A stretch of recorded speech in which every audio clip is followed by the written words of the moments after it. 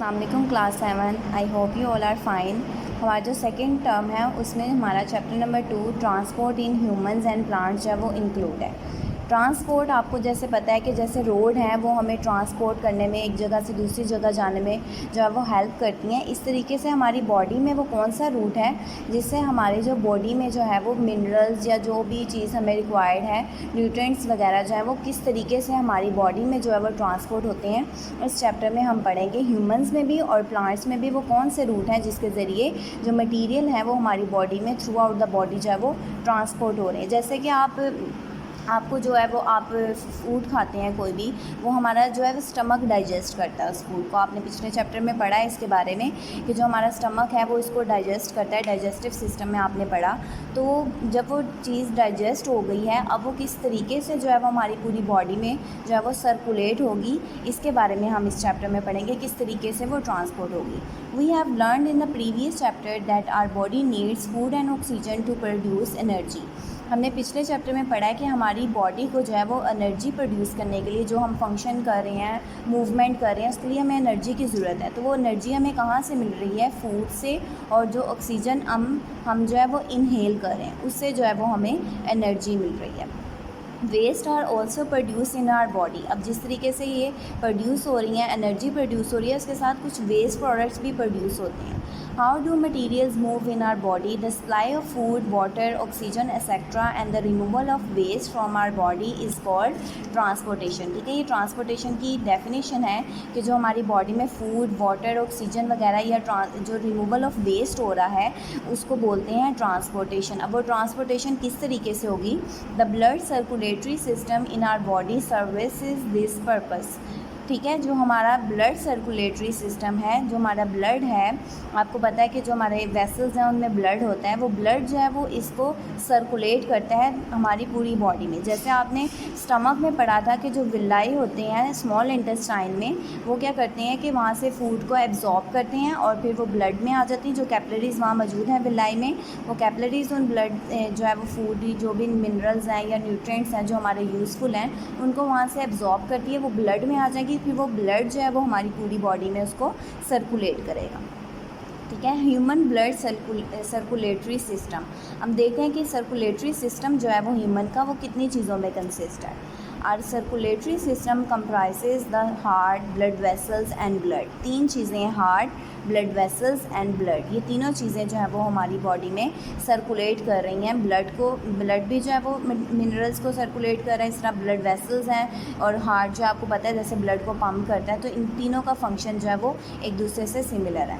Our heart is a pumping organ. It pumps the blood in blood vessels. हमारी blood vessels में blood को कौन pump कर रहा है? हार्ट कर रहा है, जो हमारा पंपिंग ऑर्गन है।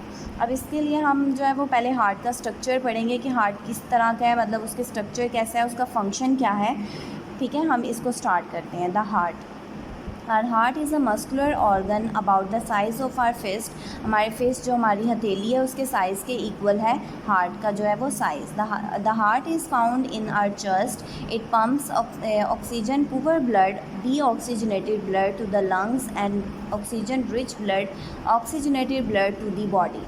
ठीक है, वो हमारी बॉडी में ऑक्सीजन पुअर ब्लड, मतलब जिसमें ऑक्सीजन कम होगी, डीऑक्सीजनेटेड बोलते हैं। जैसे कि हमारी बॉडी में जो है वो पम्प कर रहा है, जो हमारी बॉडी से मतलब जब कम होनी शुरू हो जाती है ऑक्सीजन तो दोबारा हार्ट में आती है। हार्ट जो है वो उसको लंग्स की तरफ लेके जाता है ब्लड को, क्योंकि लंग्स के ज़रिए हम ऑक्सीजन को इनहेल कर रहे हैं। तो जो हम ऑक्सीजन इनहेल करके हमारी बॉडी में जा रही है वो लंग्स में जा रही है, तो इसका मतलब कि लंग्स में जो है वो ऑक्सीजन ज़्यादा होगी। तो जो हार्ट है वो oxygen poor blood, deoxygenated blood को लंग्स की तरफ लेके जाएगा। वहाँ पे जो ऑक्सीजन है वो जब ब्लड के साथ मिल जाएगी तो अब वो जो ब्लड होगा वो ऑक्सीजन रिच ब्लड होगा, जिसको हम ऑक्सीजनेटेड ब्लड कहेंगे। ठीक है, there are 4 chambers in our heart. हमारे हार्ट के 4 चैम्बर्स हैं। 2 upper chambers called atria, singular atrium. एक को हम एट्रियम बोलेंगे, दोनों चैम्बर्स को एट्रिया बोलते हैं।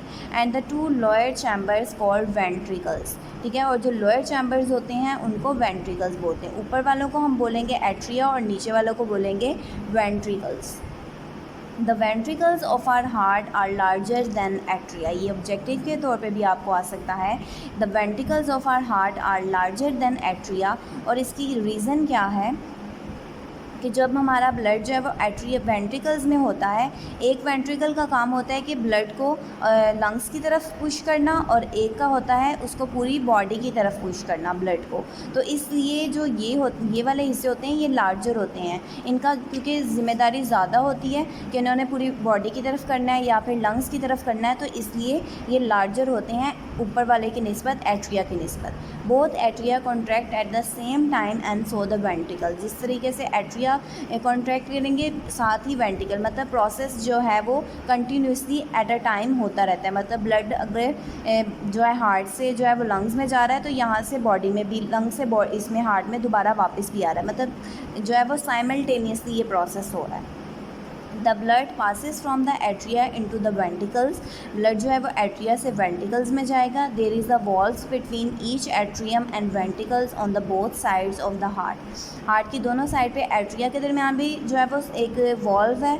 मतलब वॉल्व का फंक्शन क्या होगा कि जैसे नल होता है, वॉल्व वगैरह लगे होते हैं, वो क्या करते हैं कि अगर आप वॉल्व बंद कर दें तो वो पानी जो है वो दूसरी तरफ नहीं जाएगा। तो इस तरीके से जो इनमें वॉल्व होते हैं एट्रिया वेंट्रिकल में, ये दोनों जो है वो ब्लड को मिक्स करने नहीं देते, ठीक है। These valves keep the blood flowing in one direction, और इस तरीके से जो ब्लड एक तरफ से जैसे एट्रिया से वेंट्रिकल में आ गया है, तो अब ये दोबारा ये वॉल्व्स जो हैं इनको दोबारा वेंट्रिकल से एट्रिया में नहीं जाने देंगे, ये इन वॉल्व्स का फंक्शन होता है। इस तरीके से ब्लड एक ही डायरेक्शन में नीचे को मूव कर रहा है।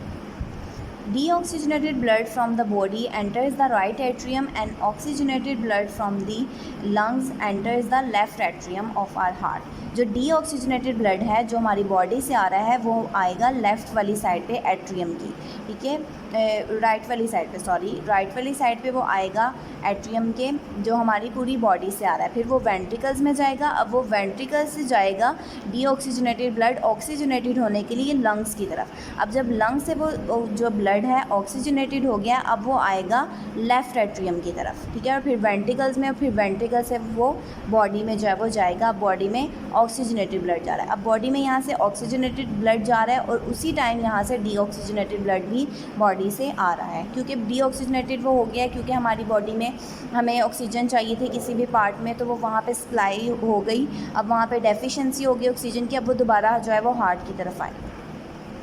The right ventricle pushes the blood to the lungs and the left ventricle pushes the blood to the body. अब राइट वाला जो है वो लंग्स की तरफ पुश कर रहा है और लेफ्ट वाला किसकी तरफ पुश कर रहा है, बॉडी की तरफ, ठीक है। तो इस तरीके से हमारी बॉडी में एट अ सेम टाइम जो है वो ये प्रोसेस हो रहा है। ऑक्सीजनेटेड ब्लड हार्ट में आ रहा है, हार्ट से जो है वो बॉडी में जा रहा है, और डीऑक्सीजनेटेड ब्लड जो है वो बॉडी से हार्ट में आ रहा है। ये दोनों प्रोसेस जो है वो simultaneously at a same time होते हैं, इसलिए हमारा ब्लड जो है वो हर वक्त जो है ब्लड को पंप करता रहता है, ठीक है। इसको यहाँ तक आपने पढ़ना है, इसको अच्छे तरीके से रीड आउट करना है, और ये इसकी जो डायग्राम है इसको लेबलिंग के लिए भी आपको आ सकती है, इसलिए इसको भी अच्छे तरीके से प्रैक्टिस करनी है आपने। और इसमें कोई भी प्रॉब्लम हो आप पूछ सकते हैं, और इसमें ऑब्जेक्टिव और शॉर्ट क्वेश्चन ये as a long question hard आता है। ट्रांसपोर्टेशन की आपको शॉर्ट क्वेश्चन में डेफिनेशन आ सकती है, और आपको सर्कुलेटरी सिस्टम में पता होना चाहिए कौन सी 3 चीज़ें होती हैं, और ये ऑब्जेक्टिव के तौर पे कि वेंट्रिकल जो है वो लार्जर देन एट्रिया होते हैं, ठीक है। इसको अच्छे तरीके से आपने पढ़ना है, इसकी प्रैक्टिस बार बार करनी है आपने, इसको पढ़ते रहना, अच्छे तरीके से याद करें। कोई वर्ड आपको मुश्किल लगे आप पूछ सकते हैं। ऑक्सीजनेटेड डीऑक्सीजनेटेड मैंने आपको बता दी है, इसमें कोई भी प्रॉब्लम हो आप पूछ लें। अल्लाह हाफ़िज़।